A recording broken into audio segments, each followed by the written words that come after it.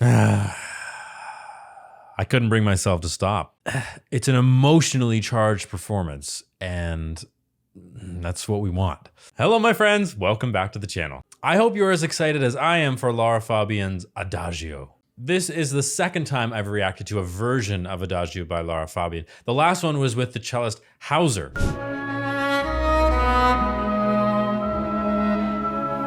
But this is the original, the OG classic performance from Lara Fabian in the year 2000.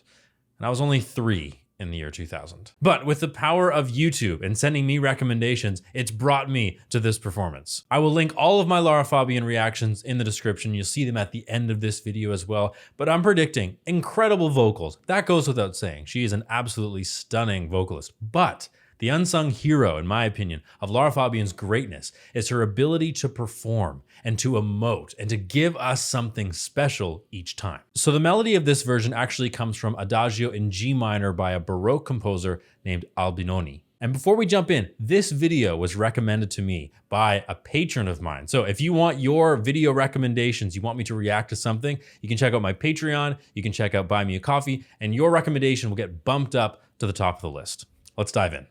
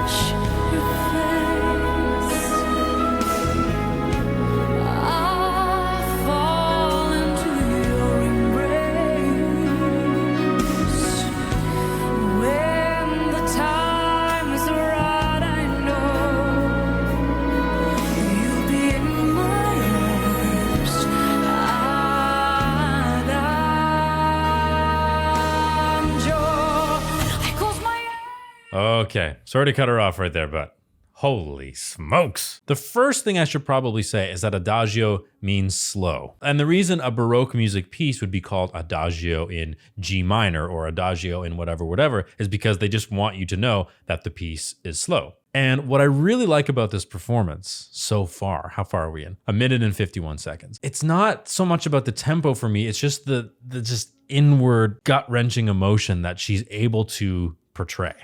I wait for you, Adagio.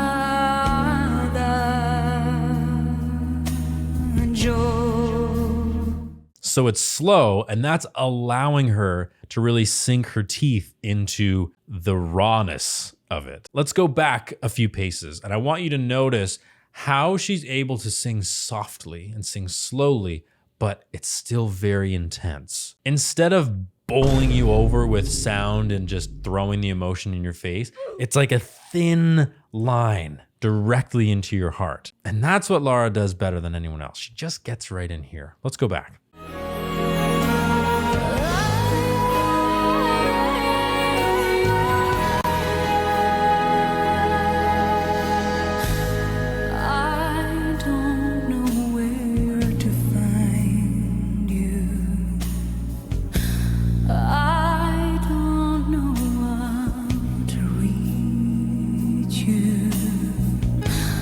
I hear your voice in the wind.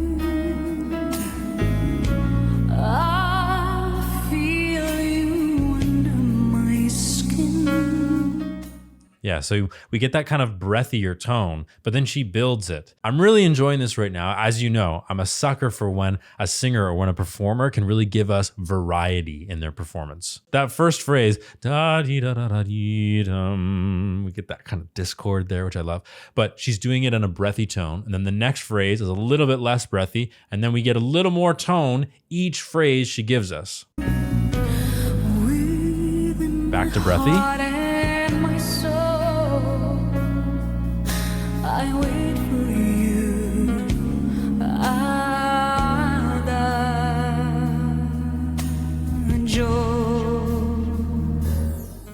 Yeah, so you can hear how she's going in and out of a clean tone and a breathy tone. That's helping her, well, at least in my opinion, helping her to convey the emotions, because it's not just a simple one emotion. I am sad.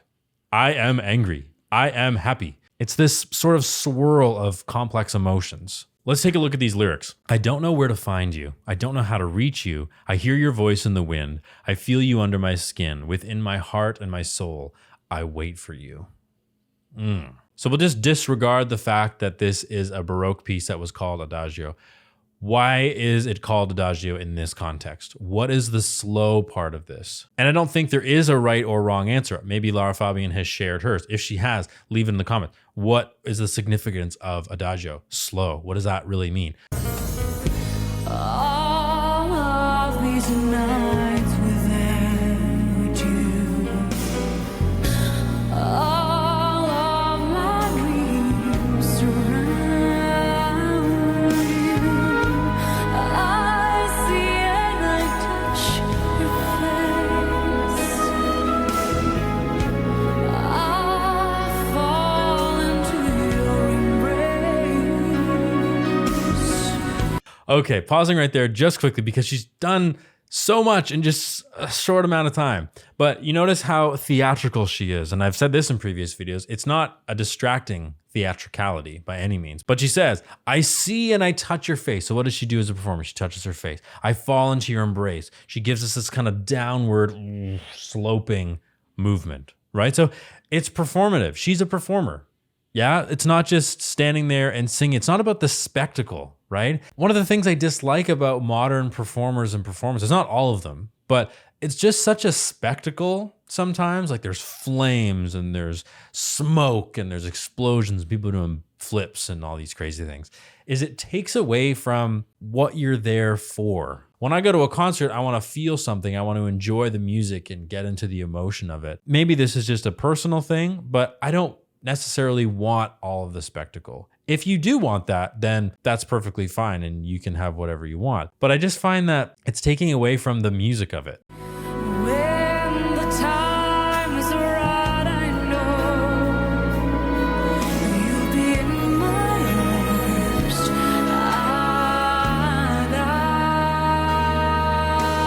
Adagio. I close my eyes and I find a way. No need for me to pray. I've walked so far. I've fought so hard.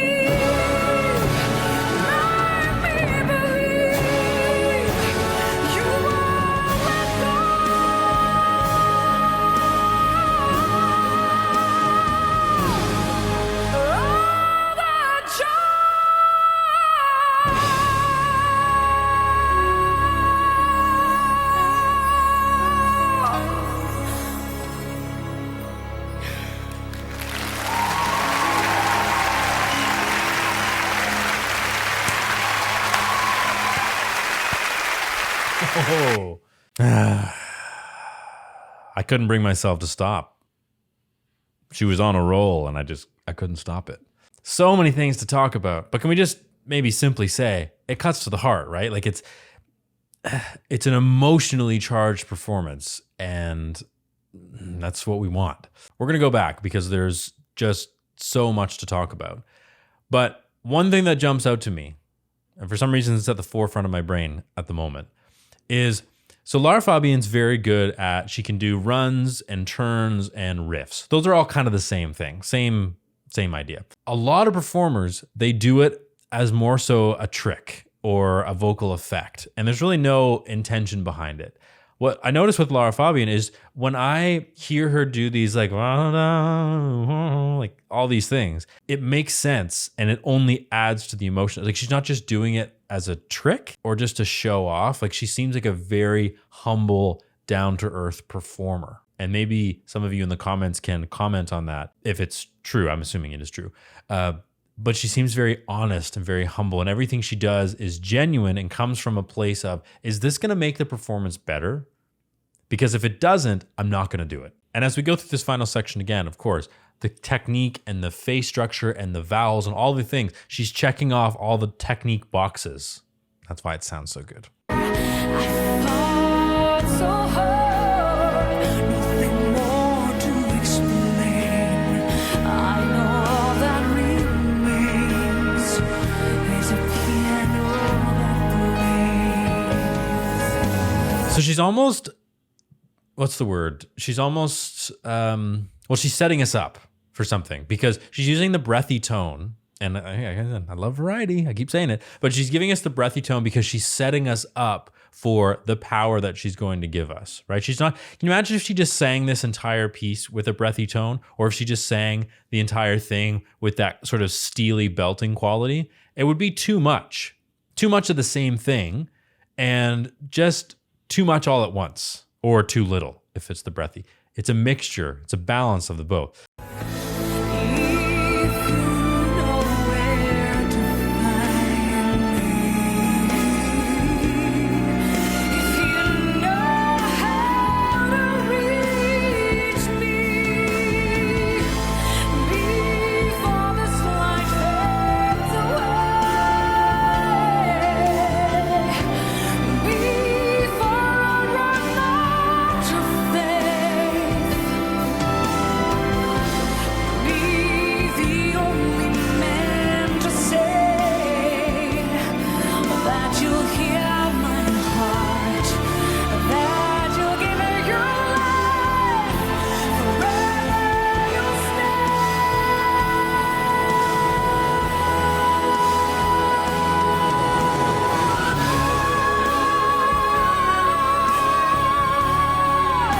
Yes.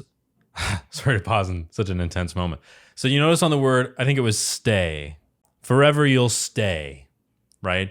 It's stay. And basically what she's doing, she's opening the mouth and then she's just sending the sound through that tube. No need to make any changes. Because then after the word say, so she's in this position, sa, and then she goes like on a, what she's doing right now is like an O or an ah or something like that. It's the exact same shape.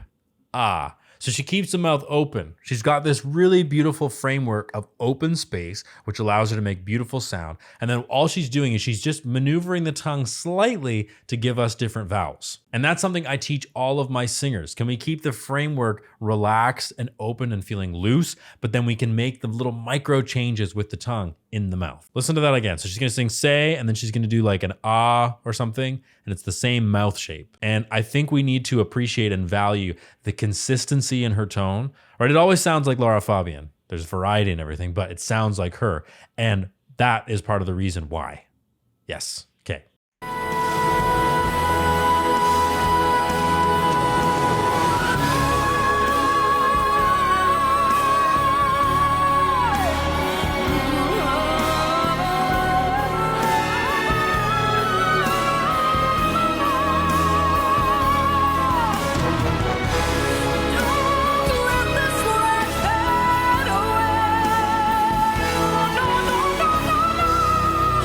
Don't let me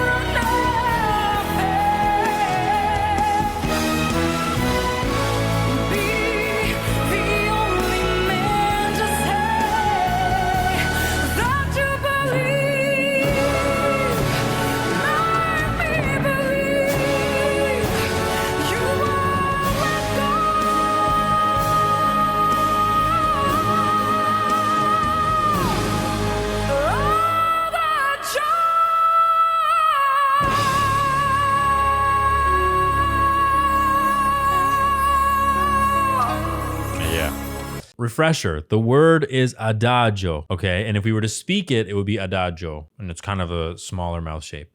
When we sing it, we can't really do that, especially on that high note. If it was low in her voice, she could probably do adagio, and that would be fine. But because it's so high, she has to go adagio, open the mouth, slightly round the lips to get that oh feeling. But if you didn't analyze it like that, you probably wouldn't have noticed. And maybe you didn't notice until now. But she opens, well, she's got such a great mouth shape and mouth space to have a consistent and beautiful tone.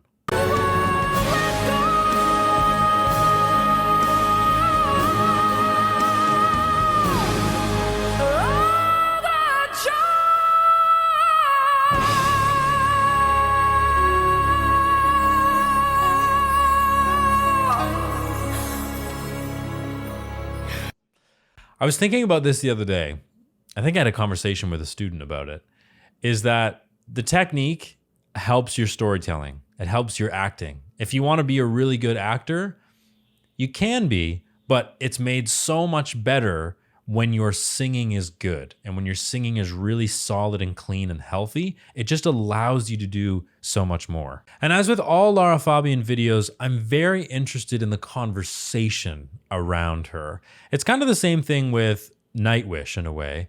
So Nightwish is a very popular band, and Lara Fabian is a very popular singer, but they're not as well known as they should be, or as they could be. This commenter says, I really don't understand why singers like Taylor Swift and even Madonna, who obviously cannot match Lara Fabian's amazing vocals, are the ones who are commercially successful. It's so unfair to Lara. Anyway, this is one incredible performance. And honestly, I don't know the answer. I'm sure there are many different factors. I've been learning a lot about Lara Fabian and sort of the path her career has taken from my videos that I've done. So thank you for leaving your comments for those of you who have. Those videos are linked in the description, by the way. But maybe she came about at the wrong time. You know what? Maybe international success at the level of someone like Celine or Mariah Carey or whatever, maybe that's not what she wanted. Maybe it was a decision from her to do that. Again, I don't know. Maybe you can fill me in. But it also could be maybe the management team or the marketing team or whatever did a better job of other performers. Because if I think of before I knew who Lara Fabian was, like if we talk about just a few months ago from the time of this recording, I knew Celine very, very well. Never heard of Lara Fabian. So if I'm just going based on my own experiences, I know Celine really well. Don't know Lara Fabian. I think both are incredible performers and wonderful, wonderful vocalists, but they're at different levels of fame. And from what I've learned, Lara has made a really great career in Europe and is very, very well known there. But in North America, not as well known. Definitely not as well known as Celine Dion. There are a lot of factors at play. But if we talk about Taylor Swift and Madonna, right, they're different kinds of performers. Like Taylor Swift is probably the biggest performer and the most famous person on the earth right now. So there's something that she's doing that is connecting with people in a really special way. And so I don't think it's fair to anybody, to Lara, to Madonna, to Lady Gaga, Ariana Grande, who's doing Wicked right now, to try to tear them down to try and promote another singer.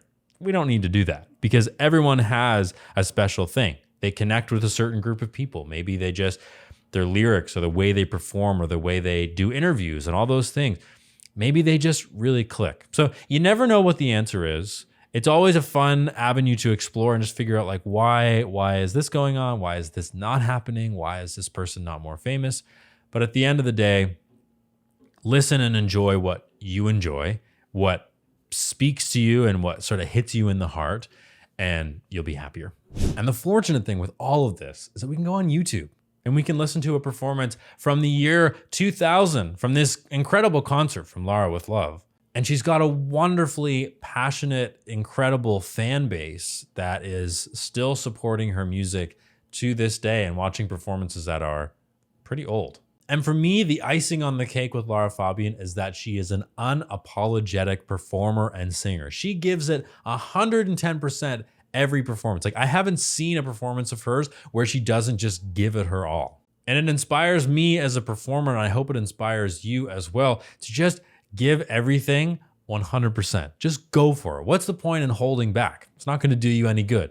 Give it your all. And that is going to end this video. Thank you very much for watching. If you enjoyed it, please like and subscribe. If you have any questions, comments, or concerns, leave them in the comment section below. If you want your video suggestions to get bumped up to the top of the list, you can check out my Patreon. The link is in the description. If that's not for you, you can check out Buy Me a Coffee, where you can support me as a creator, and you can also leave your video recommendations. Okay, that's it. Love you very much, and I'll see you in the next video.